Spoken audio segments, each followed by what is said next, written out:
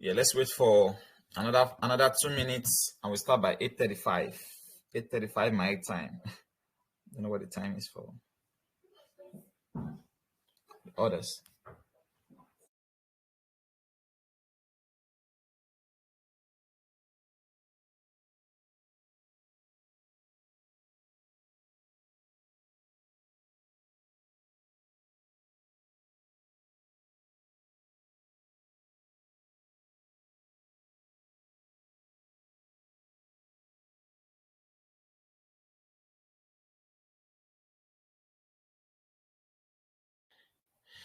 Welcome, guys. How's it going?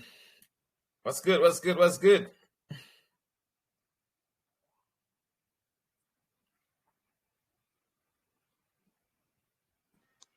Fine, boss.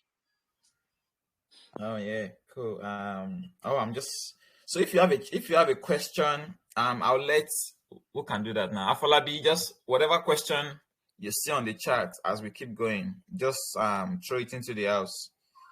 Yeah, I understand that people don't want to talk sometimes when they're on a chat like this, but yeah, they can drop their question in the chat and then you'll be the mediator. Uh, Yeah. So you can just I'm doing the yeah, go ahead. I'm doing the video recording, so I might not want to leave the screen. Okay, that's fine. That's okay, good. That's fine. That's no problem then. Maybe I don't know if Lulu will be coming on. Yes. Okay, cool. Alrighty. So yeah, I think we can start. There's nothing more to wait for. Others can join once they see us online. Okay, cool. So yeah, I mean, drip is drip is crazy, right? 62K. Look at the graph. Graph is it's crazy. So people have asked why we've got 2532 at that point. And I think that's because of the ripple effect of the marketing that came in on the 25th. Yeah, he had this big AMA with the Safe Moon guy, OXRJ. That was the same day we trended on Dex tools. That was the same day we had what's it called? Dark Radar jumped to number 5 or something like that. So within those 2 days, between 25th and 26th, a lot happened, and that's why we had a crazy amount of people coming into drip that day. And that makes sense because now that was the same day where we had the highest amount of look at 25th right there, liquidity provision in preparation for the farm. So what that means is that the farm is well built and set up to really help drip, because the same day when we had the highest liquidity provision for drip, that's on the 25th, and look at 26th too, same. It also corresponds to the day we had the highest player count for both for drip faucet. So drip and the farm are like the yin and yang of DeFi. They go hand in hand. That's what I'm trying to say. What's the current drip? What's the current price of drip right now? I know he's been very volatile. I mean, this is the time not to pay attention to the price of drip. Just stick to your plan. Stick to your whatever strategy you've employed or plan to employ, because that's the way to go. Price of drip right now is $139.57. I mean, it's been revolving around 136 to 148 or 149 in the past couple of days, and I mean, there's a lot of movement going on. There's a lot of exodus. There's a lot of transitioning. There's a lot of liquidity motion. So I would not be worried if I were you about the price of drip right now, because it's just all because people are moving money all over the place in the ecosystem. Also remember that PL2, this is crazy amount of money that is waiting for life to be put into it. because it's pregnant with your pigs and dogs that you can use to farm the crazy amount of BUSD. The life is going to be breed into PL2 the moment liquidity is added, and you can convert your PL2 to pigs and dogs. So remember, where is all that profit going to? You know the answer, drip. So that's why I said stick to your plan.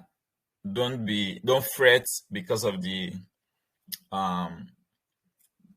volatility in the price of drip right now. All money is coming back to drip eventually.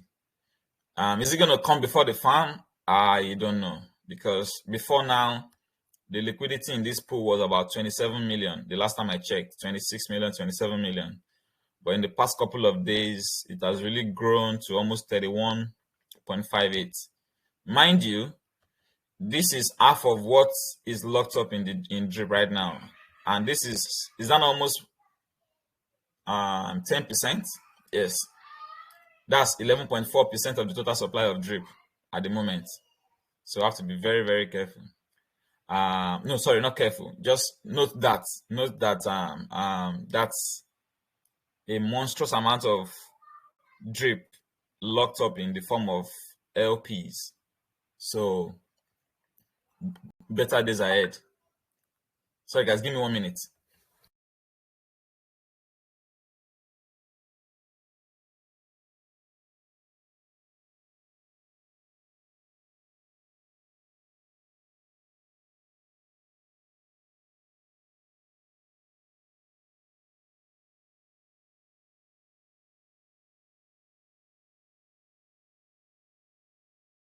Yeah. Okay, sorry guys. Sorry about that. Okay, yeah, cool. So the other thing we want to really see is the online calculator. Let's check something that are going on right now. So there's 62,000 people in drip, and the price is what? The price is 139.59. Where's my calculator here? So pre-sale price for drip was 3.5, so 139.59 0.9, it doesn't matter, yeah, divided by 3.5. That's 40x. We are 40x of the pre-sale price of drip in token price appreciation, of the token. If you have been in the faucet, you've made how many? Let's see. Today is 3rd. 22nd made it 270 days, 270 plus 11, 280 days. Am I correct? I think am I tripping? No. Are we not 10 months into drip, guys? 10 months? Yes, 10 months. Oh, 10 months. Wow, okay. 1.0095 300. Let's just quickly do that. So that means if you've been hydrating for 300 days, which is not possible, but yeah, times 40 times 40. You are 180x up from whatever you put into drip if all you've done is buy and compound every day for the past 300 days. I mean, it's not possible because part of the strategy is to take profits and make sure you ROI first and foremost before, especially depending on your risk appetite, your personality, your lifestyle, and all that. So one of the things you want to do in drip is to ROI, and then everything's going to be house money, you know. So 682 is a big deal because now you are getting 1% of whatever you put in. Because the way we calculate it is you are going to start getting the same capital you put in the moment we do 1000x, if I'm not mistaken. So you're going to start getting what you put in on day one. All right. So that's also very, very important to note. It's crazy. Shit. Oh my God. Damn. Anyway, so but any question on drip, because the main purpose of this is to talk about animal farm, but yeah, just wanted to touch on the overview of what drip has done and where it's going. So I think it's going to 1,000 before the end of 2022 to be very, very conservative. that being because Forex outlined 12 use cases for drip, and I think 6 is already in motion, but there's other 6 that is left that is coming this year before the end of the year. So everything else is going to come later on, but that's where we are right now. So we're just halfway through the use case that is being potentially looked at for drip. That's very bullish, if you ask me. And 1,000 is just because we want to be very, very conservative. With the supply shock coming, let's check the total supply again. Let's go down. Yes, 31,940 drip. Now, I want to do something with you guys. There was 30,000 YAM when we did YAM finance on in the DeFi summer of 2020. With 30,000 YAM went as high as Bitcoin. Let's say that was the starting supply. That was the starting total supply of YAM. I can check, but I don't have that time right now. But I think there was 30,000 total supply of YAM. I think it was one of Andre Conje's token. Maybe one of the ones that he launched. Maybe is it YAM? No way. Wi-Fi. Yes, that's it. Wi-Fi is the one I'm talking about. In case you didn't understand what I was trying to say. So there was 30,000 YAM, and then it went as high as Bitcoin when everybody started buying and doing DeFi. So if we say everything that is locked up right now is locked up and people just want to exhaust this supply, buying it, of course we know it's not possible yet because people are going to sell once they see that price appreciate, But I'm saying when there's this crazy demand that comes and people try to reduce this. Okay, so for example, right now, the moment you see 15,000, let's say 16,000 tokens, yeah, that means price would have quadrupled. So you'll be seeing a $560 drip. If that becomes 7.5, you'll be seeing a $2,240 drip price. If this becomes 3,750, you're going to be seeing a drip price of, I'm doing the math in my head, 8,960. If it goes to 1,875, what's the price of drip? We're looking at a potential $34,000 drip. Anyway, let me stop there. That's what we call the supply shock. Okay, and people that are going to buy it, I don't know where they're coming from, but one thing I know is that some of the cross-chain NFT that we're doing, and cross-chain NFT integration is going to bring a lot of money from the Ethereum blockchain. So much money is tied up in Ethereum right now because of the gas fee, and people just decided, I'm just going to stay here, But once they know that this innovative DeFi is here, they're going to bridge that money over. So guys, we just trying to put into perspective what's coming for drip, and then you just need to really think about it more, and then you will realize, oh shit, why am I fretting? Because price is just fluctuating -10, -15 at this point. The bigger picture is drip is going to do very, very well over time. Yeah, any question on drip? I really wanted to go through this overview of drip and why you are the luckiest ladies and gentlemen on earth right now, being in such ecosystem where all you see is gains. All you see is your money grow like SK. Pun intended. All you see is your money grow like weed. Hey, I have a question. Yes. When airdrop? Doctor is hungry. Hey, hello, man. I didn't know you were here. How are you?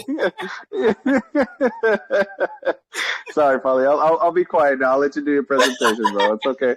That's fine. Yeah, I like that. Philly, this is not Uber airdrops or Eatside. This is a different group, man. Okay, then no more airdrops in Sidekick, okay? I'm not doing any more airdrops in Sidekick, Oh no, okay? please send them on. Send them on. Yeah. I mean, that's another beast on his own. And then I'm going to be doing another, what's it called?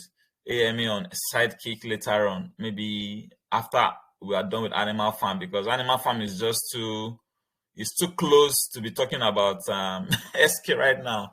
But I know once you know what's coming for SK, I'm going to have Philly come and talk about it too.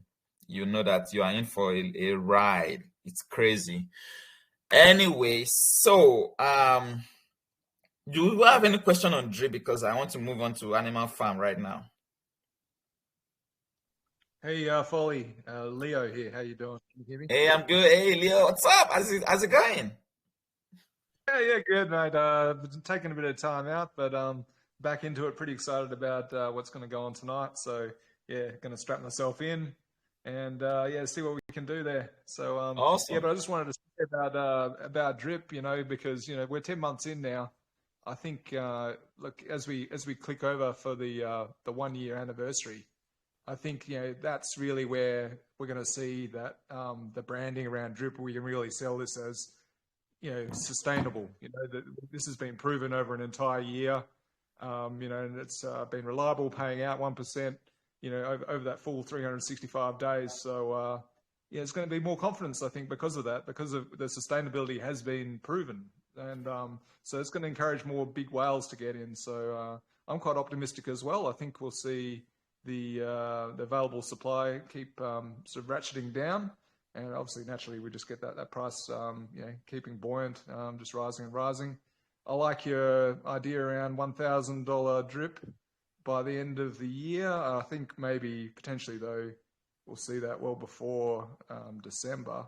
Right. And, who knows really? The sky's the limit here, and it all depends on how many of the big boys actually see drip. How it Sure. gets the attention of the broader community. Particularly, I think you raised a good point around Ethereum. And particularly those that have been in the DeFi space and Ethereum, I think they are really jaded with that, and the slowness of the network and the cost of fees, and obviously BSC. It's going to be a lot more attractive if and they'll see this this project being at the top of the list. So Yes. it's going to be very lucrative, very attractive for those big players coming in. Oh man, I'm happy to see you, brother Leo. Way back, man, way back. Thanks for the contribution you've just dropped into the chat. I'm happy. Yeah, thanks, man. Cool. Yeah. So let's talk about Animal Farm for a minute. Sorry, guys. So we've got. Am I echoing? No, not really. Oh, okay. Oh. So at 11 a.m. EST, at hope I'm right with this, 3 a.m. AEST, that's Melbourne time. At what's the time in Nigeria, guys? What would that time be in Nigeria? 4 p.m.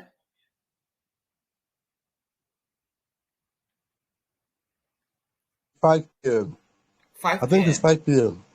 Oh, okay, good. Yeah, I think so. That's the At, longest. 5 at p.m. 5 p.m. Nigerian time, we would be having Animal Farm upon us. It's gonna be launching. A lot of us have had sleepless nights, not being able to sleep because it's either too exciting or just too surreal to see the potential of this farm. This is a farm that I believe is going to look like when PancakeSwap launched in September of 2020. Those that are controlling how things go on Pancake Swap in terms of the price are those that got in on day one. When it listed at maybe, I don't know, 5 cents or 10 cents and shot up to almost $40. So we are in for a hell of a ride. That is how lucky we are again with Animal Farm launching in less than, and I think I've got a timer up for everybody. Sorry, Forest has got a timer up for everybody. So potentially that's gonna happen in how many hours? 6 hours? Thereabout? Yeah, 6 hours. It's crazy. So I want to let you guys know that there are so many strategies. You might have heard of a lot of strategies surrounding how to farm. I personally have been part of a lot of protocols. I've been in a lot of farms on Polygon, on BSC, on Ethereum. I did GFarm and the Yam Finance I told you on Ethereum, and I've never seen a farm like this before. It looks too good to be true, and it's true. It's happening, but again, it's about the fact that we are getting in on day one. Of course, those that got into the pre-sale have got a head start, but let me let you know today that whether you got into the pre-sale or you are buying at listing, you are still way ahead of those that is going to be coming in for 3 months from now, 2 months from now, even a month from today. All you need to do is to make sure you see the big picture, and the big picture is the fact that whatever you buy pigs at, or you farm pigs at or with, it's like your own ground level. Then whenever anyone else comes, maybe a month from now, 6 months from now, a year from now, that's going to be their own ground level too. So don't cheat your your rewards token, don't cheat your governance tokens. Hold on to it, because the only way people that invested into Amazon is able to still become millionaires or stay millionaires or multi-millionaires or grew into billionaires is because they understand the big picture of the founder, of the person that actually launched or created the company, because that's all you need to see. You need to see the bigger picture. You need to see through the mind and the personality of the person in charge of this. This is where a lot of us miss it. We try to invest in tokens and not into the personality of those at the helm of affairs. The mindset and the theming you see around Animal Farm is an industry-like project. It's a company. It's got the ethics and the, I don't want to call it tokenomics. It's got the working mechanics of an industry. Think of a real estate. You buy properties, you flip those properties for higher returns. What do you do with those properties?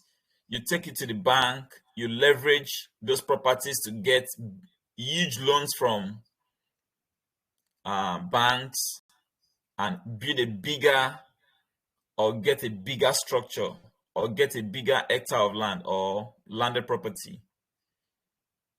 You go back again with those 2 or 3 different landed properties and get money to develop the lands. And that's how to get rich. That's how to get wealthy. We can immediately transpose this into what we're seeing in Animal Farm right now. Your pigs is your asset that you can leverage on to earn those BUSD rewards, and then use dogs to earn more pigs to keep increasing your position so as not to get diluted. And you keep growing that way, and you keep getting those BUSD rewards. And at a good time, know when to flip the properties you think you don't want to really hold on to. Same with the pigs and dogs. At whatever time you feel is the right time to do it.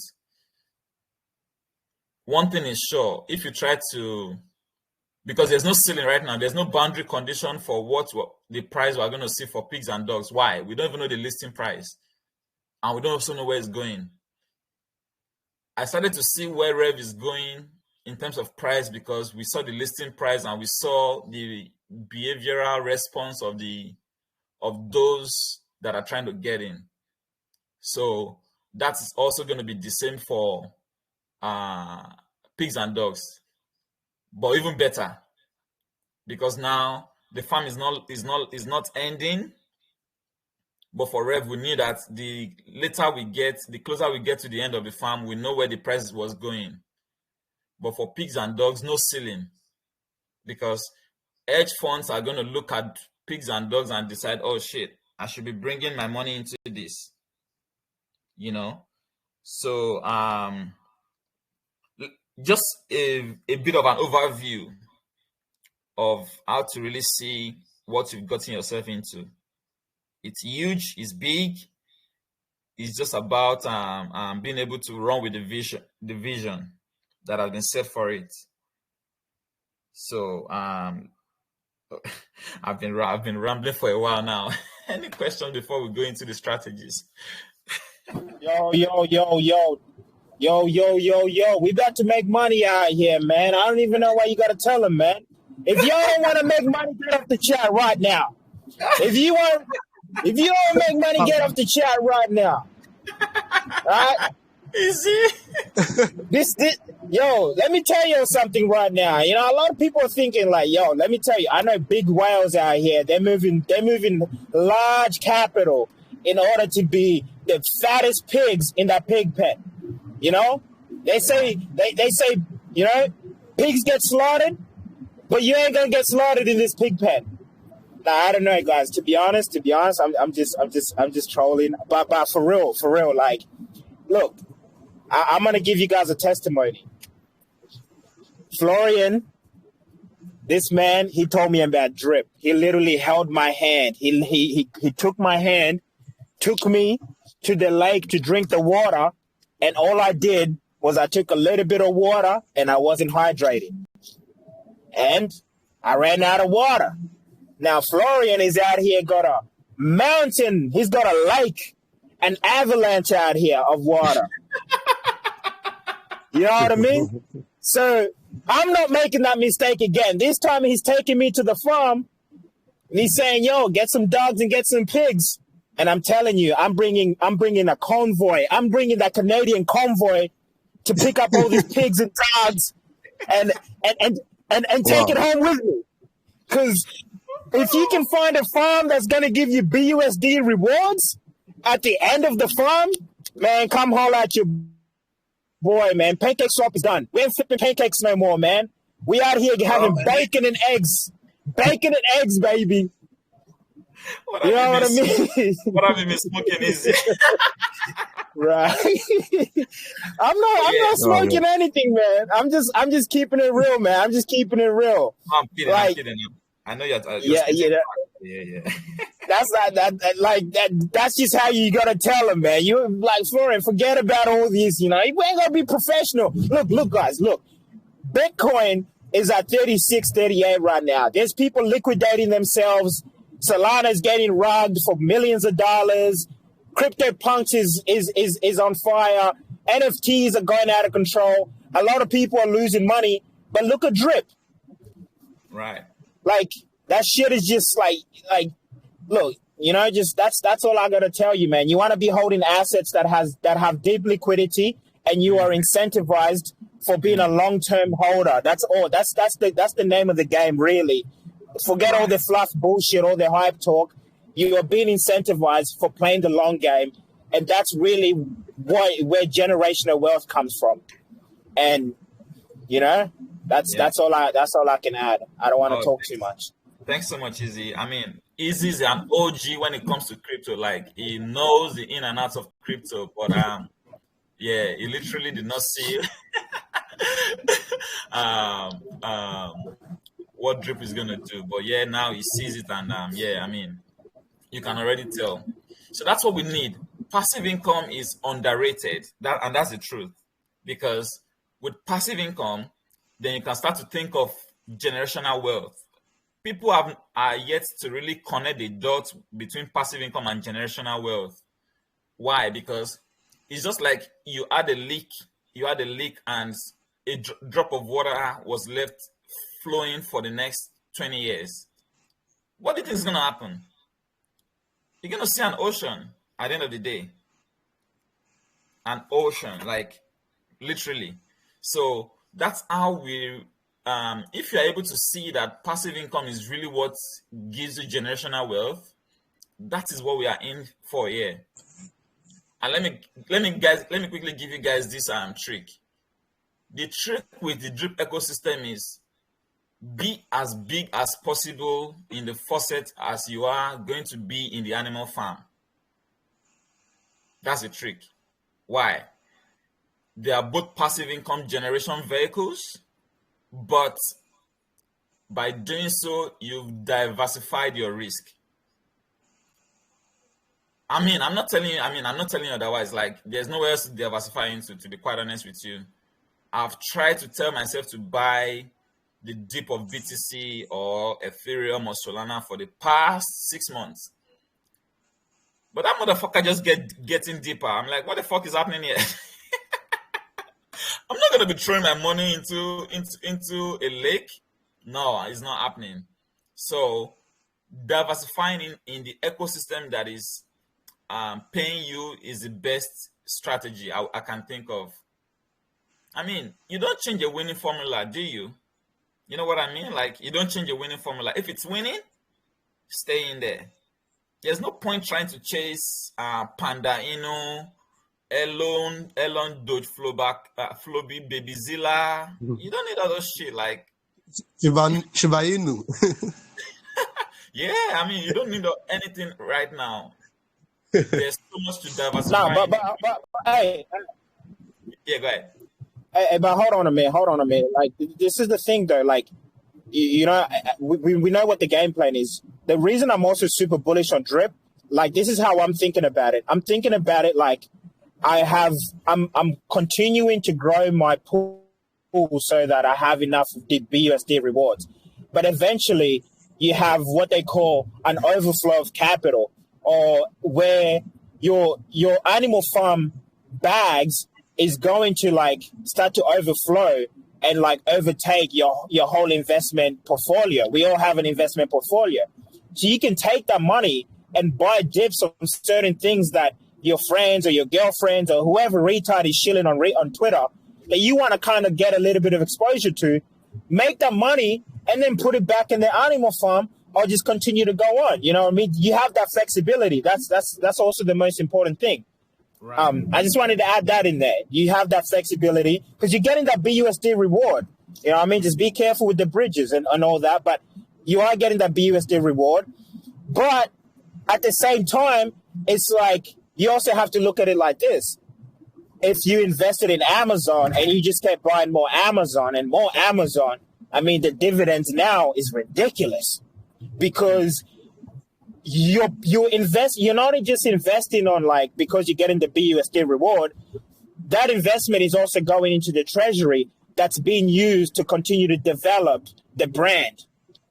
You're also buying a brand, like and as more brand development comes, you have more partnerships, which the pig pen holders are going to be, you know, your royalty, your top shareholders. You know what I mean? Your vote matters too. There's also a voting mechanism. We're seeing the SECs coming around, and I think Forex is a visionary. He could see like this party of just launching tokens is just not going to be happening like this for too long. Eventually, these things are going to need to be fully decentralized. And I think that's why he's added a voting mechanism into the pig, because there's a lot of things that are coming where your vote's also going to be important because you want to protect your money-making vehicle. And so you don't want to, like, guys, I'm telling you, there's a lot of smart whales haven't figured this shit out. You do not want to be in a situation where with like Wonderland Time, where you have a whole bunch of DJs who got in, but they didn't take that shit seriously, and now the whales are coming in and just like wrecking your shit because you were out here like trying to make a quick buck, and then so you want to be careful of that, like when whales come into this shit, you're not their friend, you're their competition. So be wary of that, be very wary of that when you're trying to make your decisions. Right. Yeah. Oh man. Yeah, go ahead. Hey, Folly, I was going to say, I'm going to correct you a little bit because us in America, we've been so used to getting screwed. It's actually not Panda Inu. It's actually Panda Inu. So like must in you, and you must get Shiba in you. Okay? It's pretty much everything is a constant in you because we're constantly getting fucked. Sorry, my bad. I'm sorry for the French, bro. That makes so much sense, bro. I love that, bro. Anyway, oh my God, Feli. Okay, let's dive into the low risk strategies. Let's see different plays for different people because that's one of the things we want to do here right now. Low risk strategies again. The way this has been set up, those that got in early, remember, pre-sellers are holding 81% of the total supply of pigs and dogs at the moment. But there is zero incentives to dump your tokens because there's no liquidity to sell them into. Remember that. Very important. And this is funny because Forex is also helping you make a decision that is going to help you. It's funny. I mean, nobody does that in the crypto space because a lot of people are left to their fate, to do what they think is right and all that, or do whatever they want. But I'm sure I've always been a proponent of there should be some sort of centralized system in these super decentralized protocols. So he has done something where if you are holding your bags, if you got into the pre-sale and you want to buy at listing, you can do both. But if you are coming in for the first time too, it's fine. You don't need to be scared that somebody's going to dump on you because there's no incentive to be dumped on. In my opinion, with my experience in crypto, that's genius. So low risk play for those that are coming in for the first time. Of course, this is not going to be dependent on your risk appetite. Okay? Why do I say that? It can be a low risk play, but then your personality and the way you take risk can also come into play. So one of the things is, if you have a very high risk, you can try to DC into buying pigs and dogs at launch. Not financial advice. Remember, it can be very volatile. But why am I even thinking about you doing this at all? It's because you are a PL2 holder. Let's say, for example, you're a PL2 holder. That means you want to try to keep up with any other mercenary capital that is coming in to buy to buy pigs. Okay? So you want to make sure you don't get diluted as much. So everybody has a fair chance to get in on pigs and dogs. And by even buying pigs, because you've got the capital to do it, you reduce the extent to which you are going to be diluted. So you see how that is playing out. So, but another very smart play for everybody is just sneak behind everybody, take your drip BUSD LP, and start farming pigs silently without having to fight the gas war with everybody else. It's very important because if you take your drip BUSD and just farm pigs for free, you can now have a level head to really think the next step, especially those that don't have any PL2. Okay? So DCA a bit into pigs and dogs so that at least you can say you have pigs and dogs, and then farm all that you need to do with drip BUSD. If I was a millionaire and I'm coming into drip right now, and I'm coming into animal farm right now, I'm going to be putting that $1 million into who is that? I'm going to be putting that $1 million into buying drip BUSD and farming pigs for free. Then I'm going to set aside maybe 10K or 20K or 50K to buy pigs and dogs at launch. That's what I'm going to do. Because I can get ahead of a lot of people just by doing that. Because the more I try to buy more, the more I create a price impact, the more I get hit by other people that are trying to buy pigs with me at launch, and we're all going to get wrecked or something, you know. But it doesn't have to be like that. You can just buy drip BUSD and farm pigs quietly. Then once the gas war is done and you see where the price settles at, then you can start this year into buying your pigs, this year into buying your dogs. There's not going to be a lot of eyes looking at dogs, so maybe that's something you might want to consider buying, because with your dogs you can farm, you can pair it up with BUSD and earn pigs in a very high yield manner. So that's important too. So also remember, the more the funds you have, the more you can diversify into a lot of things. Let me quickly mention that. It's very important. The lower the lesser the funds you have, the more constrained and the stricter the window with which you can invest in. So somebody that has $1 million can afford to go into drip garden when everybody's withdrawing out right now and have a good position in drip garden, can afford to go into drip BUSD, can afford to do BUSD, USDT, can afford to do a lot. But as that funds shrink that is available to you, you start taking out the low yield ones, the low yield, high risk ones out of the gameplay, and start to tend to more towards the ones that are sure, based on your own experience too, and your ability to really understand farming and do it. So yeah, I want to quickly mention that. Once everything has settled down, I mean, you can start to really take position, either by buying up a monstrous amount of pigs and dogs and farming extra pigs, but also make sure to put those in the pig pen so that you can generate those and those BUSD rewards that are being generated.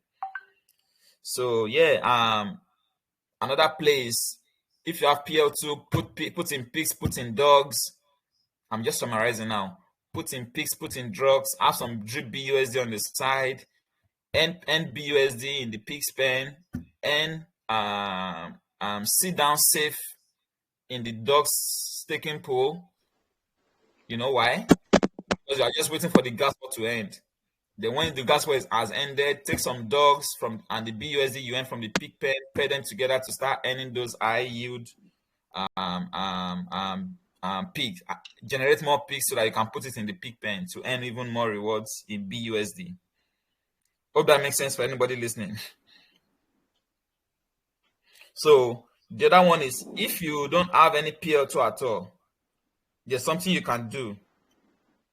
Again, it's going through the drip BUSD option.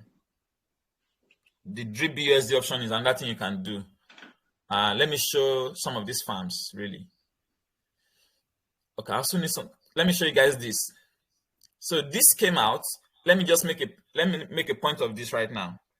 This came out about few days ago, and that's because in one of Forex's AMAs, it said the multipliers on the animal farm is going to be almost the same as those in the mano farm. That was a good point that he mentioned, because what that means is that you can go back to the mano farm and extract all the details of the non-core pools and then just change rev to dog BUSD and dog BNB to know what exactly is happening or what's going to do. So, of course, I'm trying to let everything out because I'm that generous. So dog BUSD is your best bet, to be quite honest, once the gas war has ended, because it's got a 15x, is the least shortcut that you can take to having a position, because you are earning BUSD on the side too. Hope that makes sense. So because before you now start converting your BUSD to BNB and going in there. But then again, these numbers can be tweaked around. So you have to be careful not to say, oh, that's what Folarin said, and that's what Foley said, Foley Baker, and that's what I'm going with. No. Once you see the numbers, you can tweak your strategy a bit to suit what you are seeing. The other very nice play, if you don't have any PL2 right now, is Drip BUSD and USDT BUSD. Okay? Why is USDT BUSD good?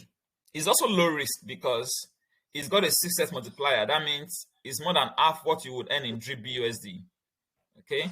And it's just half of what you earn in Dog BNB with no single exposure to impermanent loss, because these are two stable coins that you can put together, you know.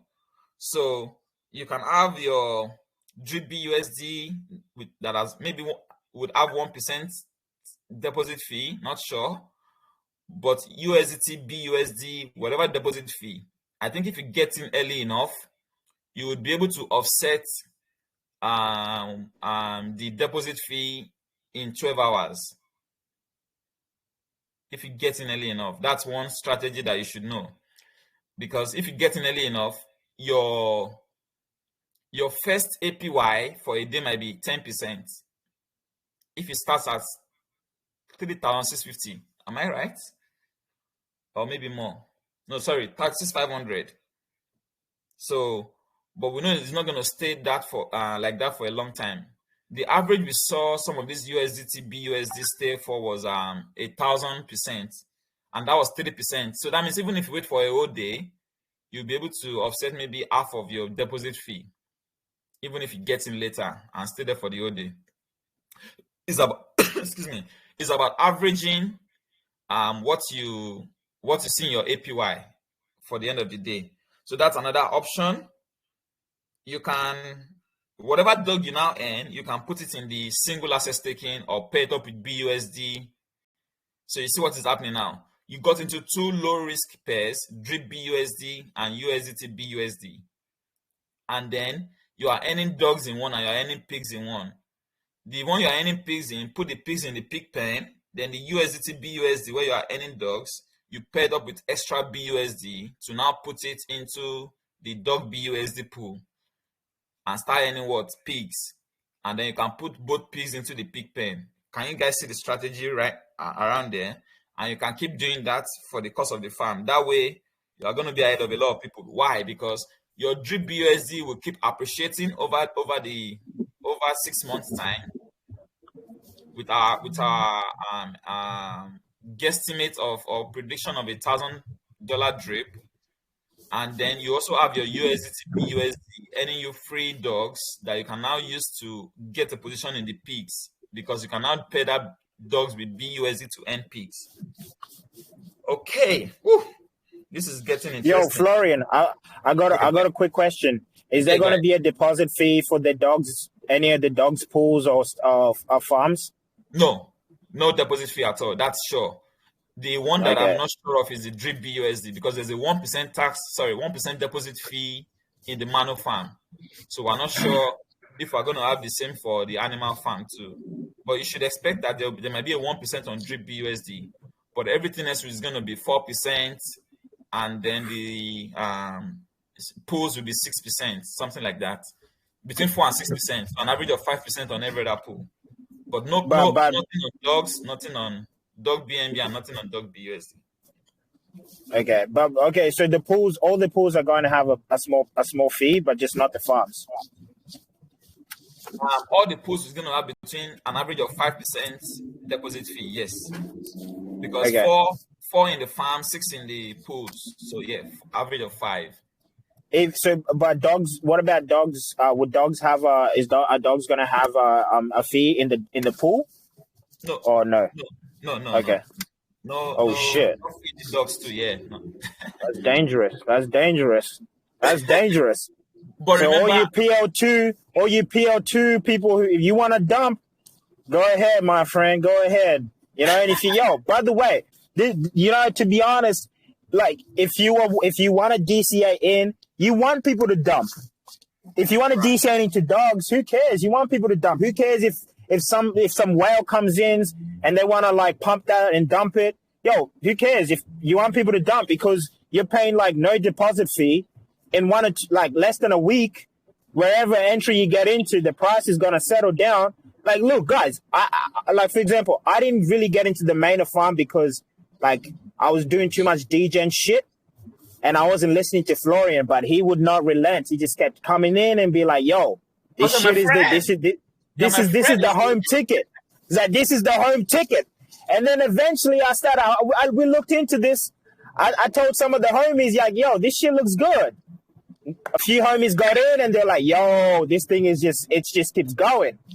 But then like he came in like this is the strategy that Florian had. He came in and he just bought that shit. He just bought more rev. When everybody was just farming with stables and dumping on him, he said, "Look, I'm okay if you guys dump on me because I'm playing the long-term strategy."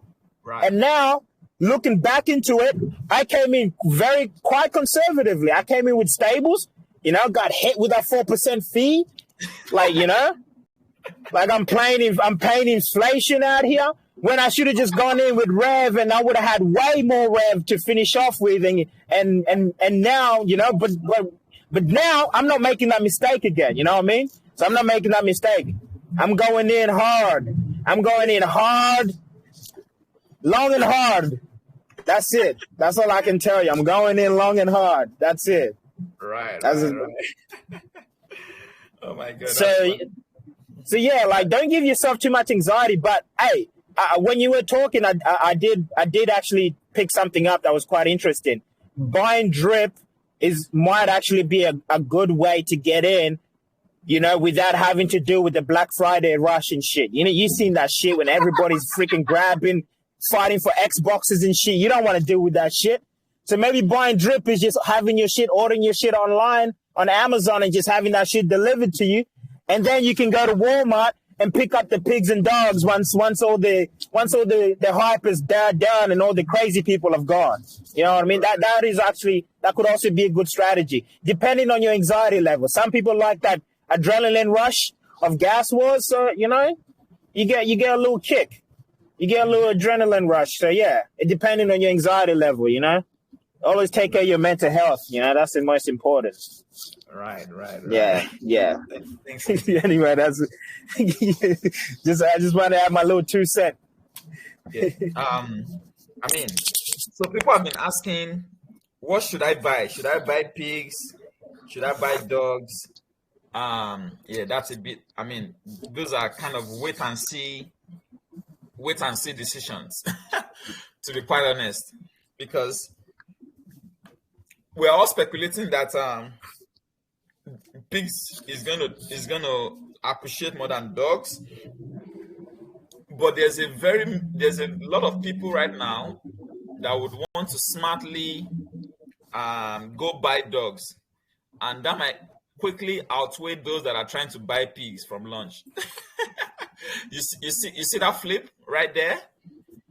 That's why I said it's a wait and see decision you have to make, because we think pigs is going to rise and people are going to say, "Oh, while everybody's trying to rush for pigs, I'm just going to buy dogs." And a lot of people are actually getting that idea right now. "Oh, that's what I'm going to do. Once everybody's rushing for pigs, I'm going to buy dogs." Now you can start seeing dogs rise more than pigs, and you're going to go, "What the hell is happening here?" You know what I mean? So at that point, wait, is somebody trying to inflate a pig there?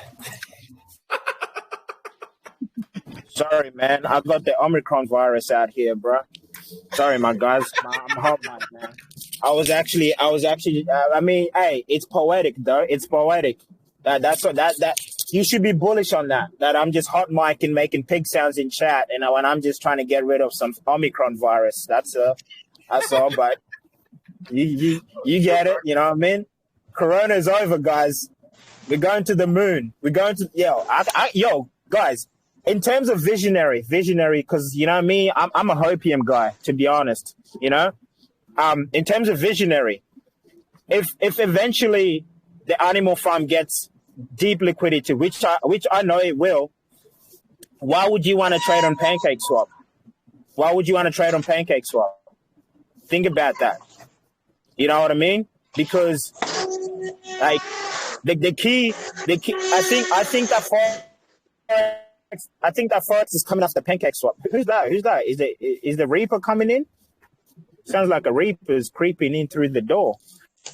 But yeah, I think that Forex is trying to go after pancakes. I think I don't know if he's trying to go after pancake swap, but I think he's definitely trying to be a competitor to them.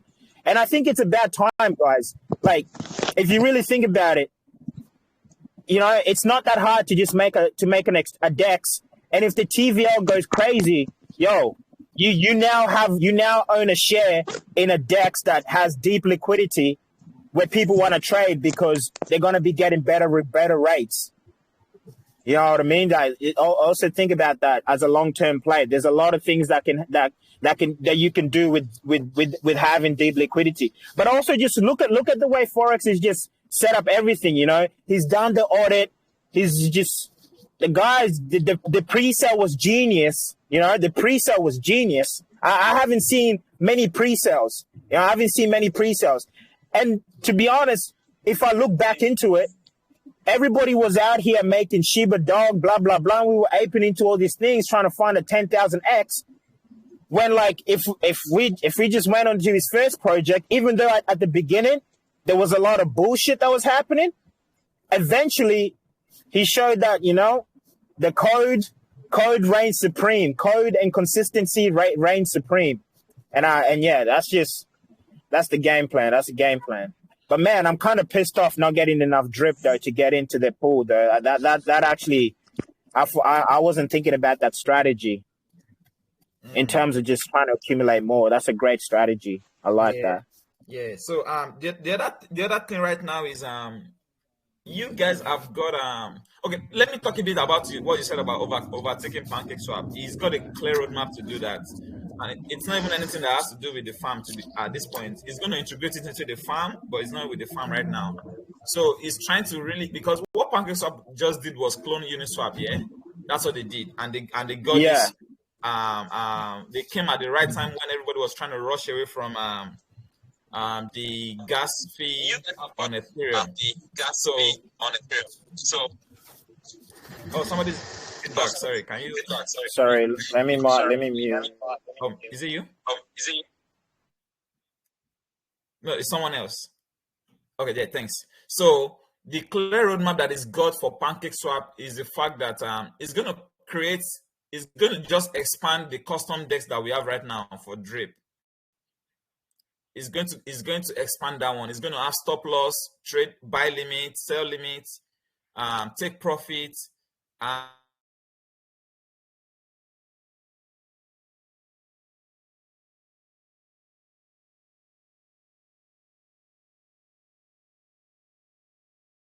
fees to those that are can you guys hear me?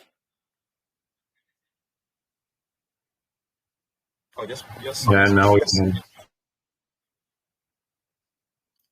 Okay, yeah. So yeah, he's just trying to make sure he's not cloning shit. He's just going to create and increase the traffic to the custom DEX by expanding it out from where it is right now, because it's just a single swap DEX, but it's going to try to create it and make sure you can have things like flexibility with the swaps you're doing with all these other tokens. And that's the way to really do it. You know, PancakeSwap is just very static, it's very mechanic, because all you do is just swap and just change Slippy. That's it.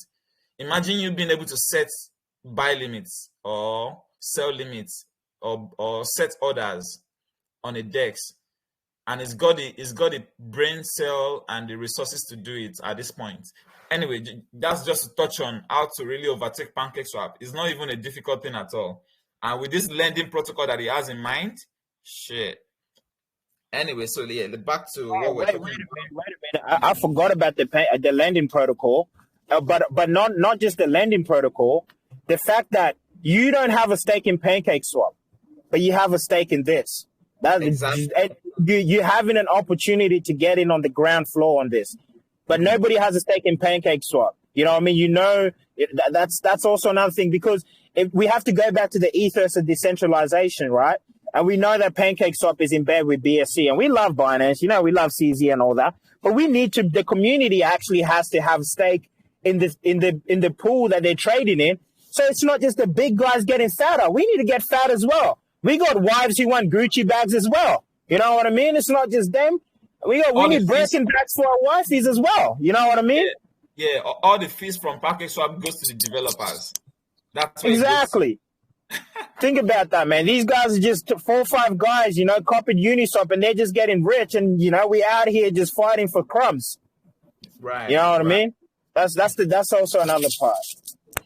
Okay, so what I think you should do right now, a lot of people, if you've got PL2, whether or not, sell all your Shiba Inu, sell all your Doge, if you've got Ethereum, pay it with BNB, and start farming, bro. Start farming, lady, because at the end of the day, everything you've gotten right now is down 10%, down 15%, down 6%.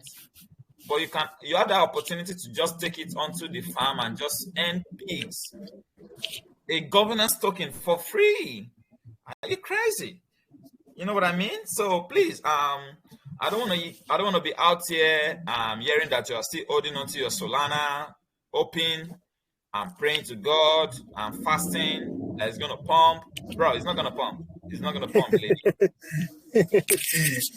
Hey, even if it listen, even if it does pump, SBF is right there, ready to dump on your ass, boy. You be sleeping. Alameda Research is ready to dump on your ass, my boy.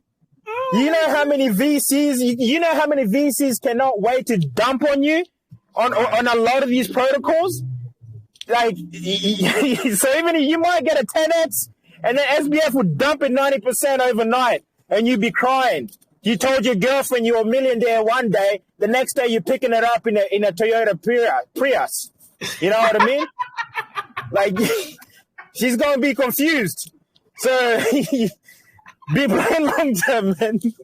Play the long term game, man.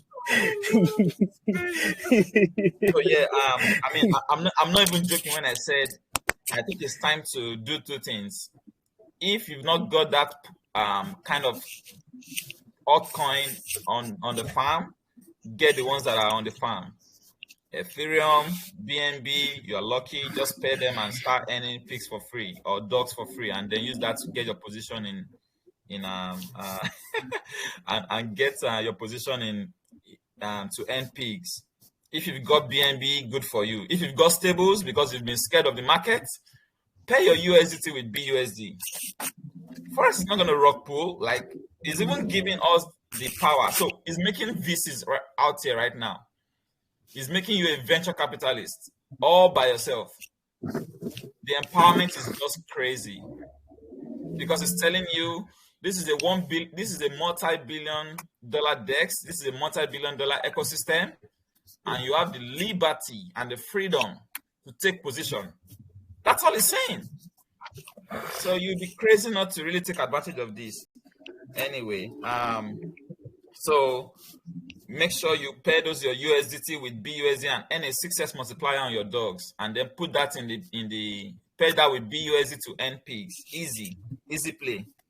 It's all about emptying your wallet to follow those that know where they are going right now. All the other altcoins, I'm not sure we know where they are going, to be quite honest.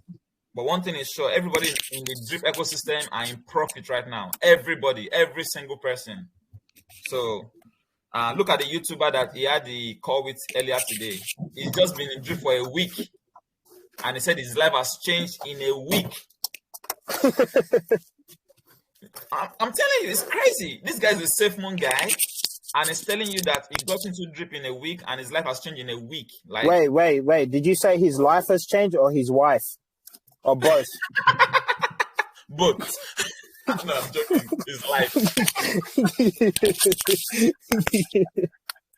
Okay, anyway, so yeah, I mean, bro, ladies and gentlemen, I can't say this enough. I think we've laid down all the strategies. Watch one of my videos that actually just summarizes everything. and just look at your risk appetite, look at your personality, and just make a choice for yourself. Make it rain. Make a decision and stick to it, because a lot of us get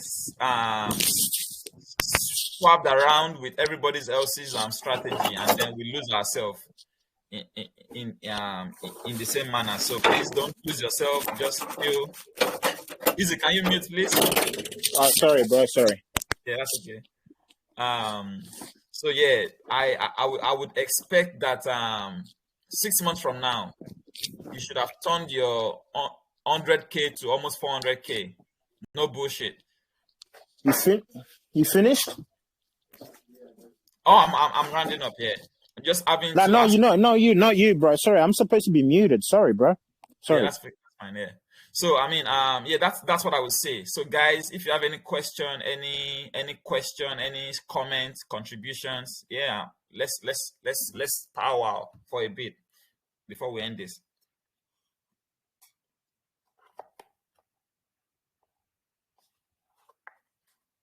Oh, strong silence.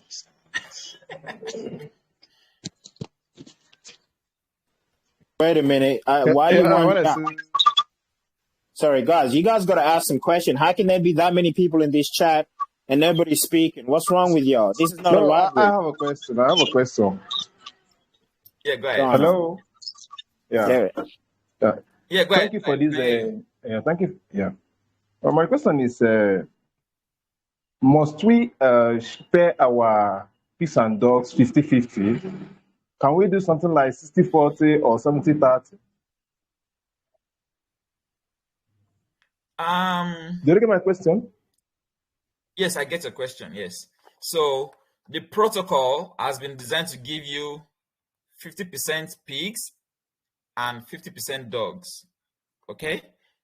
Now it's left to you to decide to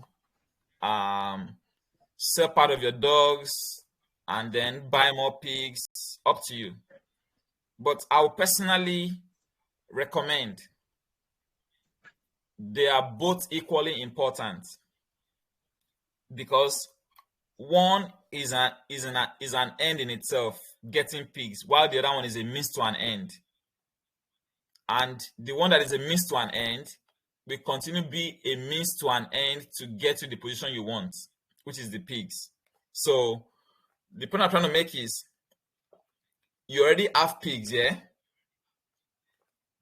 You want to try to earn free pigs. And the only way to do it, or the only ways, are single access taking dogs to earn some pigs, dog BUSD LP to earn even more pigs, or drip BUSD to earn a good amount of pigs. So look at your dogs as your anti-dilution substance or anti-dilution agent that helps you get ahead of the game.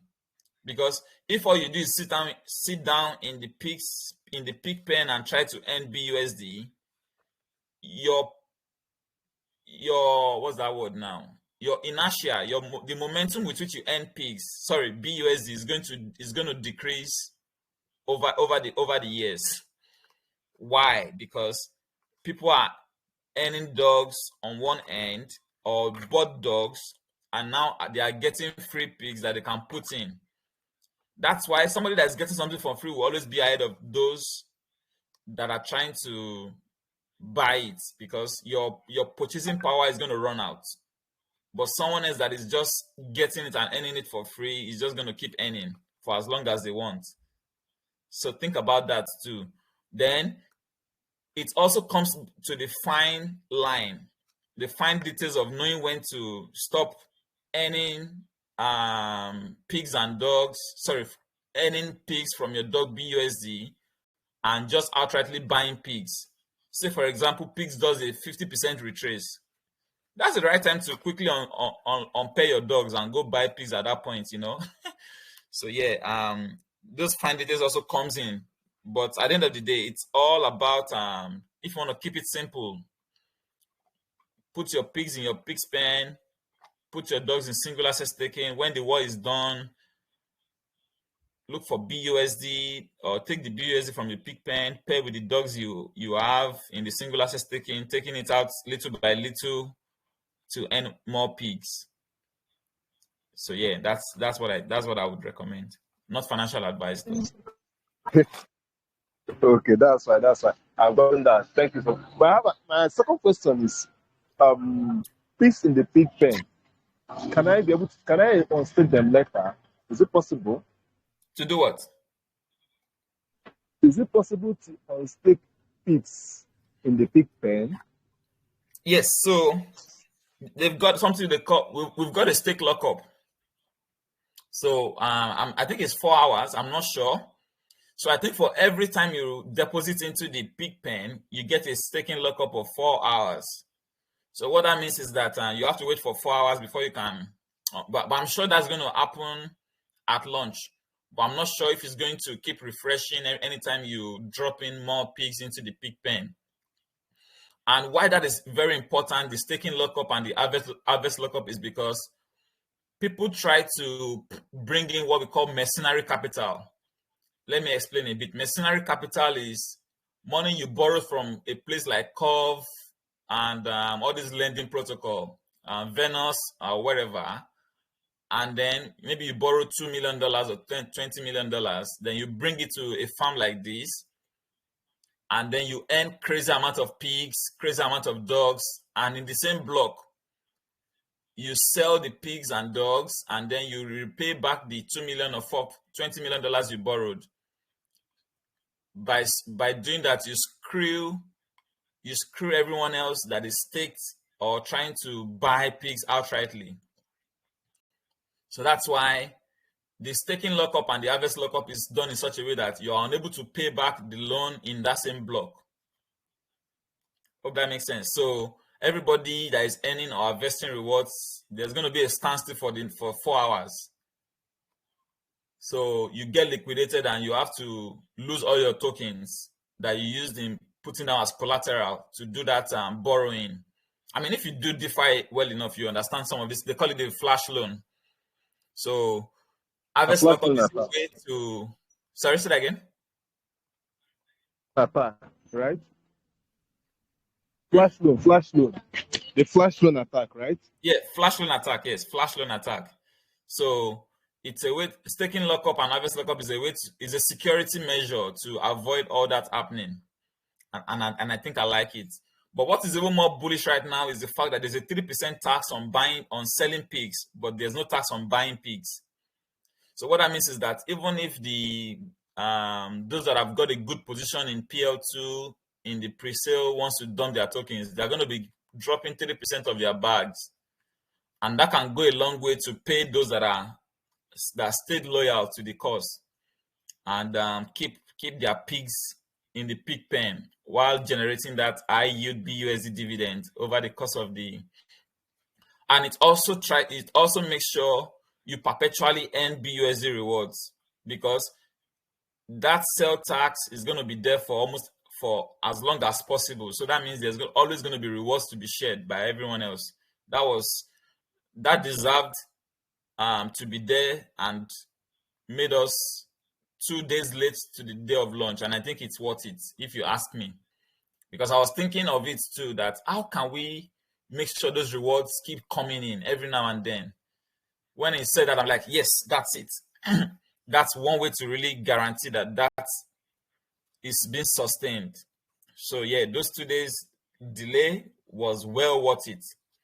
The tax on pigs, because it's unfair to put a tax on dogs, 9% tax on. I mean, let me explain why there's not explain. Let me just tell you the reason why there's a 9% tax on dogs. It's the farm reward token, okay, and that's a way to really make it deflationary and make it worth it, and then generate rewards in the ecosystem, because that's a farm reward token. It's a point to come when any pigs is going to be so minimal, okay, because everybody is just the supply is almost reached, something like that. I don't know until I see the numbers, then I can say for sure. But farm rewards means the supply is infinite. And the best way to really do it is PancakeSwap also is funny in that aspect, because all they do is manual buyback and burn. But it's better for it to be baked into the system, because they can still siphon some funds before burning the rest. It's crazy what the power PancakeSwap has right now. But if you bake it into the system, then it's more decentralized that way, and it makes sense. Okay, people, any other question? Yo, Florian, somebody's asking me, can you buy pigs and dogs on PancakeSwap or on the animal farm? Oh, it's going to be done on PancakeSwap. That's where we're going to be put. All the liquidity is going to be there, because the other thing is you want that exposure for pigs and dogs. You don't want to constrain it to a custom DEX,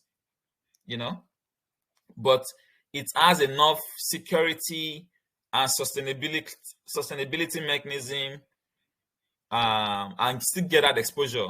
So that's why it paid a lot of attention to the sustainability and the security of it, even though we are giving that power to PancakeSwap to handle the liquidity. Hope that makes sense.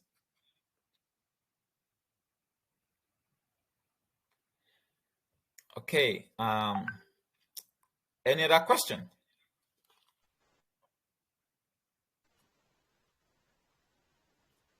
Let's see if there's any question in the chat that needs to be answered, so that we can call it a night.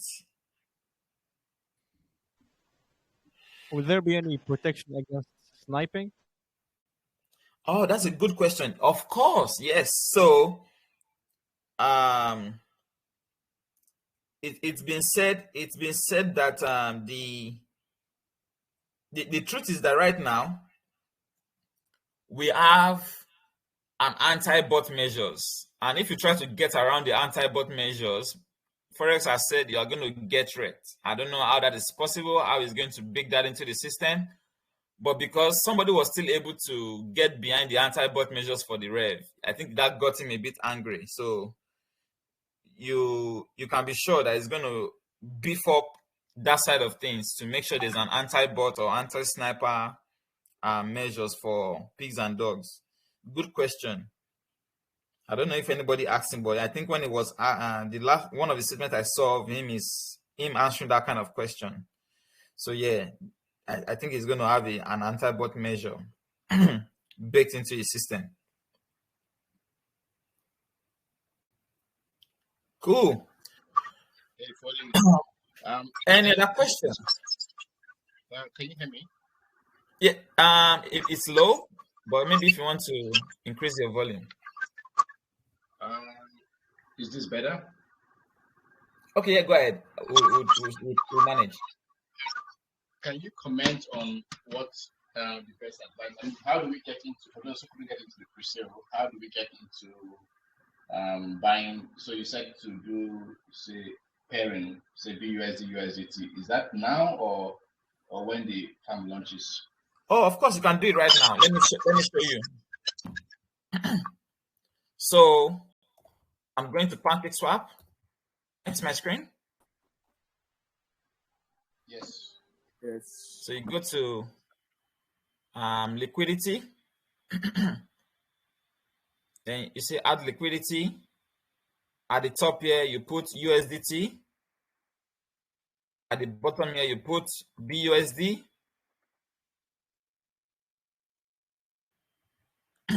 You put one and it tells you the automatically what that is going to be. Is almost going to be equal for this one.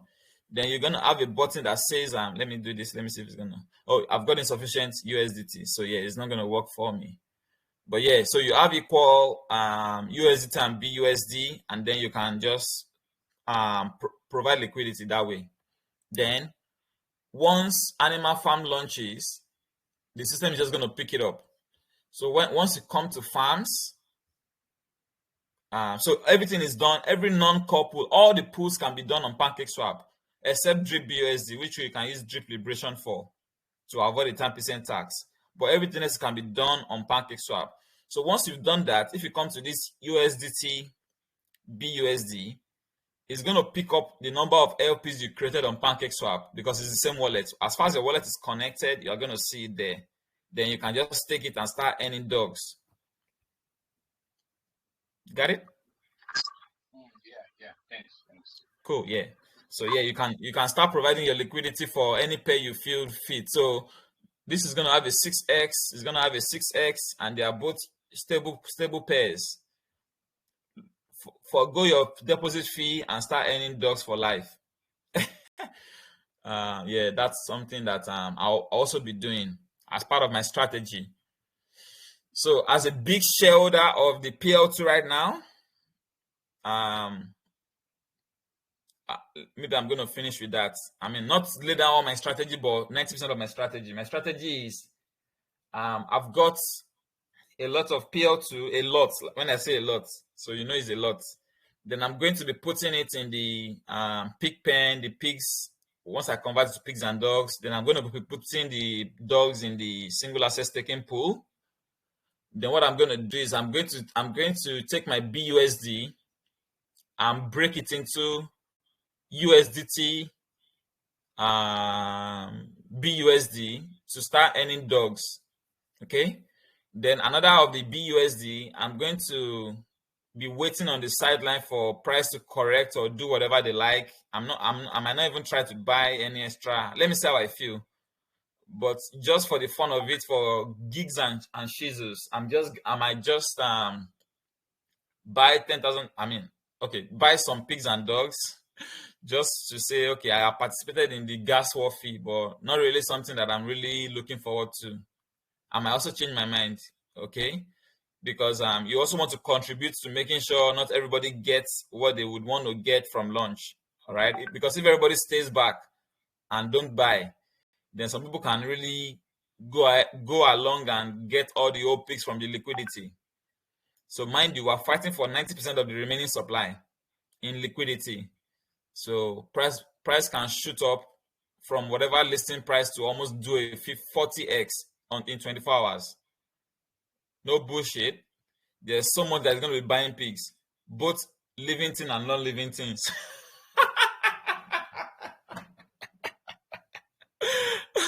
that was funny. Sorry. Yeah, I have a question. So, with respect to the yield now, for people that are coming in with LPs, as against people that are coming with LP2, now if there's a 40x, does that affect the rate at which you earn peaks? If for example, let's say maybe based on your initial deposit, your run rate is like 2 peaks or 3 peaks per day, for example. If peaks now do like 40x, does that mean that will that maybe dip or it will stay the same? Good question. So it's going to inflate everybody's share in the pool. So instead of affecting individuals, it's going to affect the APY. So the APY might shoot up. Okay. So invariably, that means everybody's not going to be earning more, but it's going to look like nothing changed. Okay. Yeah. Okay. So there might be you will see that inflation in price, because once Rev was launched, we saw that high APY. As price started to go down, the APY went down with it, and then when price starts to go up again, the APY shot up again. If you noticed and observe what happened, and that's how farms are designed. The APYs goes up with the price appreciation of the rewards token. Okay. Because it's the rewards token that has been allocated to the farm. It's been baked into the farms. Yeah. Okay. Oh shit! I forgot what I was saying. Oh, I was sharing my strategy. Yeah. So USDT, BUSD to end dogs. Some of the BUSD, once the gas war fee is ended, pay that dog with BUSD to earn more pigs, and keep putting it in the pig pen, just to remain there. And from there, just look at what happens, and nothing serious. No advanced strategies. But the more we now get into, the more the numbers makes more sense, and you start seeing the numbers and the variables like multiplier, APY, and all sorts. we might start to now modify the strategy based on what we see. But for now, that's all I'm doing. I mean, just to keep it easy too. Making money shouldn't be difficult. You can really go easy, keep it simple and short, and still make a lot, you know. And then one other thing I'm going to say to people is understanding the human response or the behavioral response of humans to market dynamics can also play a part too. So once I start seeing everybody doing one particular thing, I think it's now time to start looking at something else you can do that is going to offset what everyone else is doing. It's about trading against your own emotions and trading against humans' response to market dynamics that way. Okay, so that's going to play a part too. And I can't really say what it is until I see it myself. But at that point, there will be no VC to really share anything with anybody. Anyway, all right, guys, that's it for me. No more, nothing to add, nothing to take away. All I can do is wish everybody good luck, best wishes with everything. Please, a quick one, please. Yes. Okay. I am thinking. I just want to ask, what if one can create BUSD USDT liquidity and farm dogs? Yes. Like you put all your BUSD and USDT in there. Then when you want to gain your maybe after farming the dogs and you want to farm pigs, because you're supposed to pair your BUSD with dogs to get to get your pigs. Can you remove the liquidity for BUSD and USDT and then pay with for dogs to earn pigs? I don't know if you understand me. Sorry. Yeah, I get your point, but remember you're paying a 6% deposit fee. So you want to make sure that's what you want to do before paying that kind of deposit fee, you know, because once you pay it, it doesn't make sense to take it out again and then start doing something else. So maybe best thing is take a portion of your money to make sure you are going to be staying in that USDT BUSD for a long time. Because moving it from one place to the other might just mean you keep paying deposit fee and all your money is just going to evaporate. So always make sure it's a fraction, and then the dogs you earn, either put it in a single asset staking to make life easy for you, or if you have extra BUSD you kept on the side, you can now pay the dogs you are earning from the USDT BUSD and pay it with the BUSD and then start earning pigs that way. So you would rather fractionalize at the beginning than trying to take out and then start doing or whatnot again.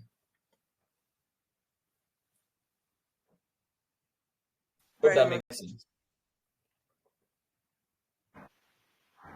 Yes, I understand. Okay, cool. Any other question? Yeah, please, do you have a document containing both? Do you have a document containing both the tax fee and the transaction fees? Please kindly share it, please. No, I don't have it. Whatever you see circling around right now is because Forex said whatever you see in the mano farm is going to be almost the same thing you see in the animal farm. So nobody knows what exactly that is going to turn out to be. So yeah, there's no need sharing something that will not be true at the end of the day. It's about when you see it, then you can know what to do. And that's why I'm mentioning that if the multiplier on the USDT BUSD is bigger than BNB BUSD, then you should go for USDT BUSD, especially if the deposit fee is the same. Because no impermanent loss for putting stablecoin in, and then it's got a better multiplier. That means you are going to earn more dogs there than from BNB BUSD LP. Okay. Thank you very much. Thank you. Yeah, no worries. Yeah. Foley, can I ask one quick question? Yes, please go ahead, JB. Oh, thank you, Foley. Okay. Your thoughts on selling drip, in terms of and then having some money to put into, let's say, farms. I don't know, liquidate drip, let's say, to put into stable farms. What do you think about selling drip at the moment? My thought is that once the farm begins to settle, the drip price is going to rise. Yes. So I'm thinking personally, I want to hold. I'm thinking I want to hold my drip, okay, and then gradually pair it with BUSD, then add it to the farm. Yes. What do you think? Oh yeah, I mean, I will say it shortly and summarize it quickly. Selling drip is not a bad idea right now, especially if you're just trying to use it to create drip BUSD, because there's no single asset taking drip, but there's drip BUSD, so you can use that to earn some pigs. But make sure you start buying back your drip with whatever you earn from the farm immediately, if you don't want to lose out on your position, because a lot of people are going to get their BUSD and immediately start buying drip because they've sold drip against their own will, and in their position back is something they are really fantasizing about, and they want it by all means. So it's fine to sell drip, but try to make sure you buy it back before the farm settles down completely, because what you're going to see is people either buying drip outrightly or just creating more drip BUSD to earn pigs, because the price appreciation of the pigs and dogs is going to be a big factor to make it. It can either be a push factor or a pull factor for people to want to pay more drip BUSD to earn pigs and dogs. Don't forget that there's going to be that snowballing effect too, or that push and pull factor that, oh shit, these pigs and dogs is just too juicy not to try to earn, and I've got my liquid drip sitting down there. So people at that point are going to treat their drip like every other altcoin out there that is not doing anything, So they're going to want to pay more drip and BUSD, especially if it doesn't look like there's much dilution going on in the drip BUSD pool. So of course there's going to be dilution, but anything is better than nothing, So people might fancy that idea too. Oh, okay. All right. No, that's really helpful. Thank you. I really appreciate that. No worries, JB. Alrighty. Any other? Hello, bro. I probably have a question for you, buddy. Go ahead, Leo. Alrighty. So, I'm pretty big on the drip garden, and I'm thinking about claiming a little bit out of the drip garden. Do you reckon that's a good move to claim out of the drip garden sort of feed into these farms? Yeah.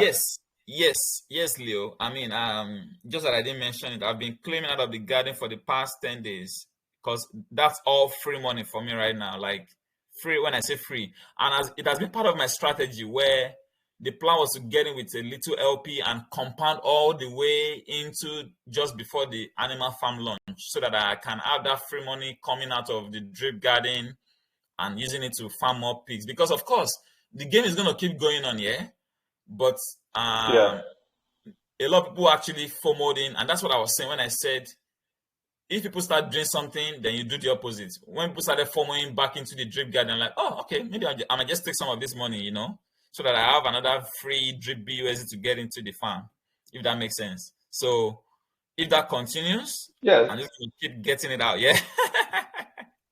Yeah, so you reckon the returns will be better in the farm than they'll be in the garden? I mean, so okay, let's put it this way: you are earning drip BUSD. Drip garden is drip BUSD in, drip BUSD out, correct? No, it comes out as LPs. Yes, LPs, exactly. That's what I'm saying. Drip BUSD in, drip BUSD out. But there's no way your drip BUSD is going to do a 2x in terms of token price right now. But if you use that same drip BUSD to farm pigs and dogs, you are sure that those your free tokens can do a 10x or a 20x or a 30x. So it's a no-brainer. Hope that makes sense. Yeah, I would like to add this. I would like to add this. Can you hear me? Yeah. Okay. Good morning, guys. Sorry, it's morning on my side here. Afternoon, though. we saw something with the Manor Farm where we saw a steady 2.5 to 3 to 4 APY, daily APY on the farms. And the same thing the garden gives out. We're thinking that if the APY was go lower, the daily APY was go lower on the farms where people took their drip BUSD to, that probably people will come back into the garden. If that repeats itself for the animal farm, where we have maybe for the next 2 weeks to 3 weeks, we have a steady 2.5 to 4 to, at a point, I think it was even almost 5 to 6%. If you have that daily in the farms, then a lot of people are going to abandon the garden, because in the garden your drip BUSD is locked up, but in the farm your drip BUSD is not locked up. You can claim at any time. You understand? I mean your initial deposit. So the only play that would favor the garden once this animal farm is not experimental like the Manor Farm, which was 14 days. The only play that can make the garden to have more traffic and more people coming in and less people claiming out is once the farm APYs drop way below, let's say like it remains as a steady of 1% or 1.5%, then people might likely consider the 3% of the garden. But once we have a tie APY like 2.5 to 3 like that, then a lot of people are going to abandon. New players wouldn't want to come into the garden. Then old players want to claim out, and we'll see the garden go down. But I think the only thing that will now make it go back up is that by that time, the price of one plant would have been low, that people were like, oh, okay, I have like $1,000 US. Let me just straight get to buy more plants than somebody that used $1,000 US to buy like maybe 20 plants, and somebody is now using the same $1,000 US to buy like 100 plants. So I think that would be the only thing that will bring people back into the bar. I'm seeing the farm having very high APY, daily APY, just comparing it to the Manor Farm. That makes perfect sense. Yeah, that's another thing that I've always thought about. Okay, so I tell people not to enter the. They should just wait and chill out for the farm before entering the garden. I say, okay, if you feel that your hands are itchy, then go to the faucet straight. But if your hands are not itchy, then don't say because the garden is 3% and you run into it. Eventually, your 3% might not worth anything if more people don't enter into it. Yeah, that makes perfect sense. Yeah, that's another thing about the garden too. So if the APY stays at 3% and the farm is at 3%, I would rather go into the farm because I can unstake all of my principal and just take the free tokens. But for the garden, it's totally locked up. So why do I want to do that?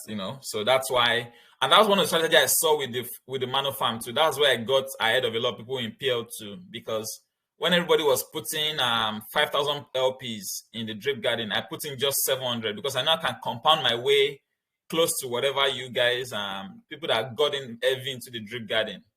So I reserved almost 60 or 70% of my LPs for drip BUSD. But the moment I realized, oh my God, this drip BUSD is not paying me as I wanted, I liquidated all the drip and put all the BUSD together and bought red with it immediately. That was a crazy amount. So I had that as part of my plan to really go in spiraling into the garden, because whatever happens there right now, it doesn't really bother me. But I mean, I know everybody can still ROI once we start getting back to that crazy that steeper side of the graph.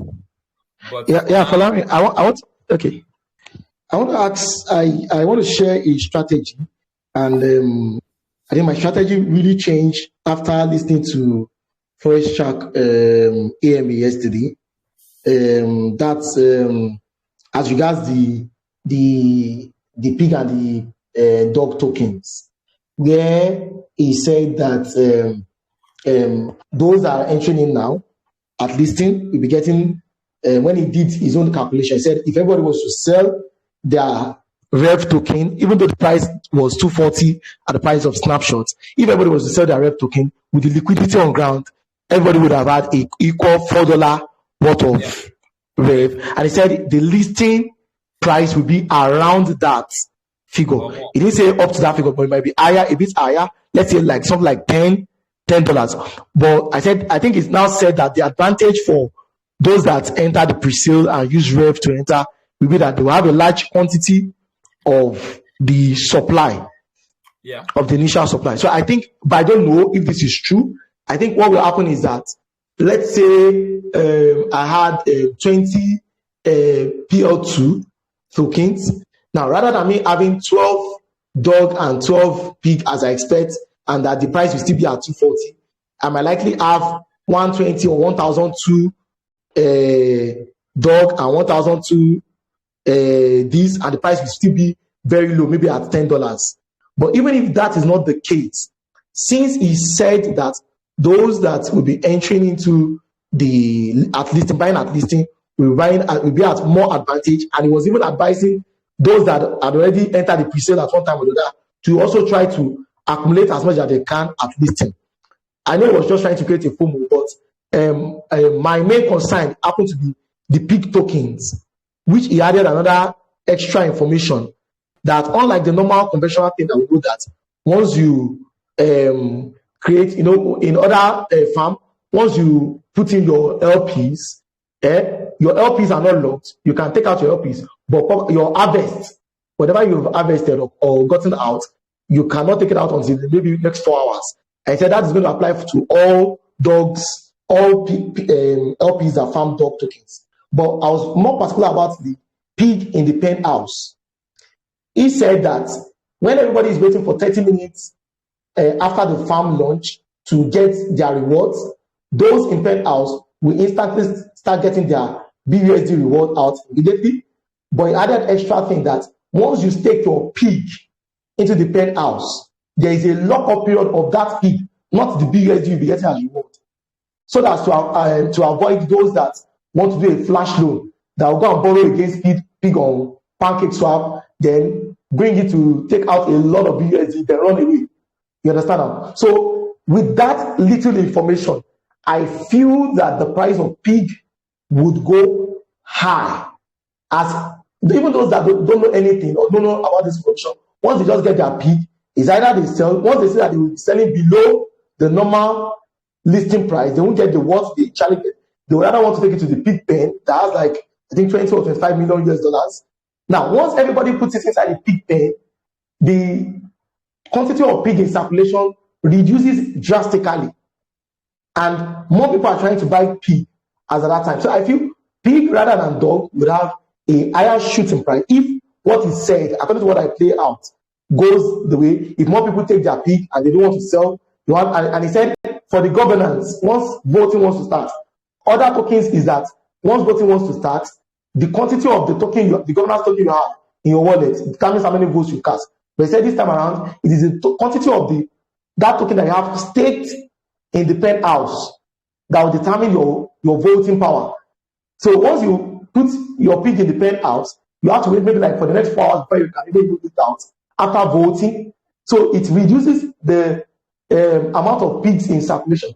I'm just trying to be, in quotes, bullish on pig. Yes, personally, I have like 20 PL2 and I'm okay with that. But I have like $2,000 running around. And I said, okay, why rather just have it running around and just not just buy pigs, not care about if it's going to do a times 2 or drop down, and just take it straight to the pen, because I know a lot of people will be locking it up. So I don't know if before I joined this chat, if this was touched on, or if this strategy really follows suit.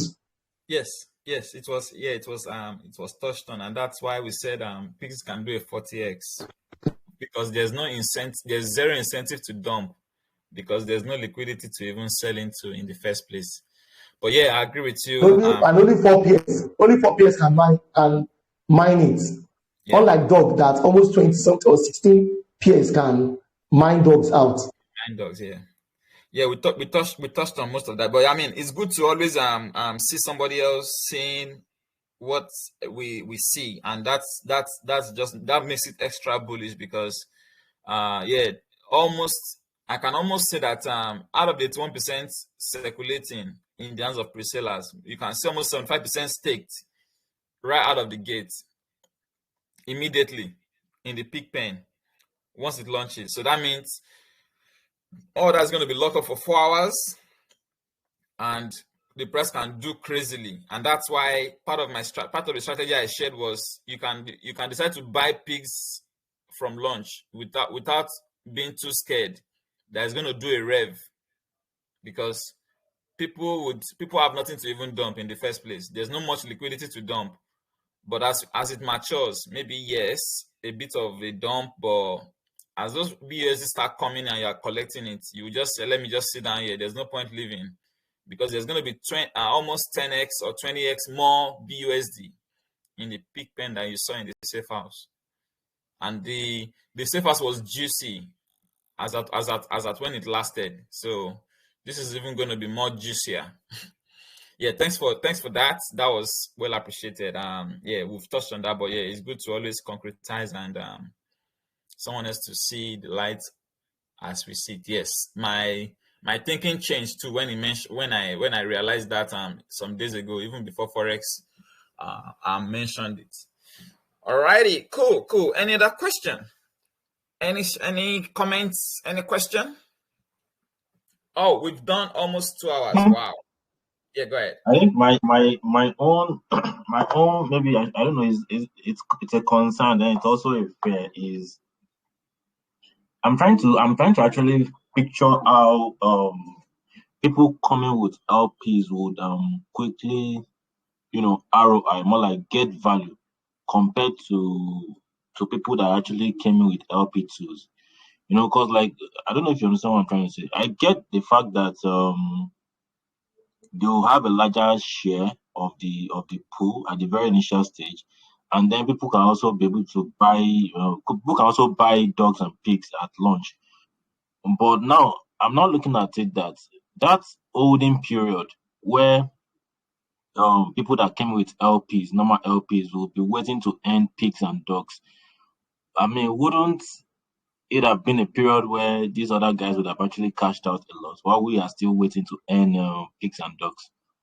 Well, they will always be ahead, especially the smarter ones, because there might be a pig staking lockup, but I'm not sure of the BUSD rewards. I don't know if that's going to be locked up. So while you're waiting to even earn your, everybody has got an equal opportunity to buy from launch right now, but those that already have a larger share will always be ahead of those that are trying to buy, especially except if you have more capital to really throw in at launch and outpace others. But yeah, that concern is valid, but there's nothing you can do about it. Those that got into PL2, they will always be ahead, especially if they are smart about it with the same capital. Both the pre-sale they bought and what they plan to use to get in more. If what you have is the same capital too, monetary value, they are always going to be ahead. So, yeah, it's very, very. That's what's up. But it's all wavy, because at the end of the day, you will also make profit. So, you should look at those that are coming behind you, not those that are ahead of you most of the time in this game. Yeah. So, so if you would advise, really, because in all of the projects that we've been doing, I also try to tread a bit carefully, especially when there's a bit of TOEFL, like gas war, like you say now, the very initial point of launch. So would you really sincerely advise that one should also come in with some extra funds to buy at launch, considering what could actually happen in terms of price volatility? I can't really give advice on that, because it's all depending on your risk appetite, your ability to, do you look more at the risk or the gains that you are going to make from that? But what I can say is there's no incentive for people to dump at launch. That's already made clear, because liquidity is just very low and everybody has got an equal chance to buy at listing price. So even though there might be some volatility, it's up to you to get the right timing to really get in. Do you want to get in at launch? Because some people are just not smart enough to know, oh, it's not time to sell yet, right? There's a lot of degens, a lot of people that think they are smart, but they are so ignorant. that will try to dump their dogs after a 2x. And the funny thing is, they might have so much money in PL2 that they can dump the price, not below listing price, of course, but dump it back to listing price again. Now that's your time to really pick it up, if you know what I mean. So, Yeah. so many variables. You can think everybody's smart to know that it's not time to sell pigs and dogs, but whereas too many dumbasses and people that don't see the big picture that you can really imagine. So that variable is a key factor. You can't really say what's going to happen. Everything you think right now are all theories and hypotheses until reality hits. So yeah, very difficult. What I would say is it's always a wait and see decision. Once you see what's happening and you are fast enough, you can take advantage of more than 20% of those that already have PL2 because they acted rashly. So yeah. Thanks. Thank you. Yeah, you're welcome. You're welcome. Alrighty. I don't want us to go above 2 hours. So See you. Good afternoon. Yeah, Good go ahead. afternoon. Good afternoon. See you. Sorry, I just joined late. I missed the whole show. I just said let me say good afternoon. Oh, good afternoon, Doc. No worry. I think Afolabi recorded it, so hopefully it doesn't lose it, so that we can listen to it back. Yeah. All right, guys. Yeah, that was a good AMA. That was a good voice chat. We'll finish this now, and then we'll circle back again later. Wish everybody good luck with all this. I wish you guys make a lot of money. And yeah. Oh, by the way, guys, is this Ryan in my group? Oh yes, please read Ryan's Ryan, are you online? Ryan. Are you Hey, buddy. Hey, what's up? How you doing? I'm doing good, thanks. Oh yeah. You guys should read Ryan's Medium article. I mean, he listens to everybody's thoughts and then puts it together with his own thoughts, and yeah, he always has a robust strategy, because I've read one of it before, but I'm gonna read this one too, so that I know it's gonna be good. So if you missed out on anything, you can read Ryan's Medium article and give it some claps, please. Give it a clap. And then yeah, because the more this gets out, the more people are gonna come to Animal Farm too, So yes, guys, please read, because we've got different sort of learners. We've got visual learners, we've got auditory learners, we've got psychomotive learners and all that. So yeah, you want to take advantage of cognitive learners too. So yeah, thanks Ryan, thanks for posting that. Cool. No problem. Yeah, yeah, that's that for now. I'll catch you guys in another few hours. All right. Bye, everybody.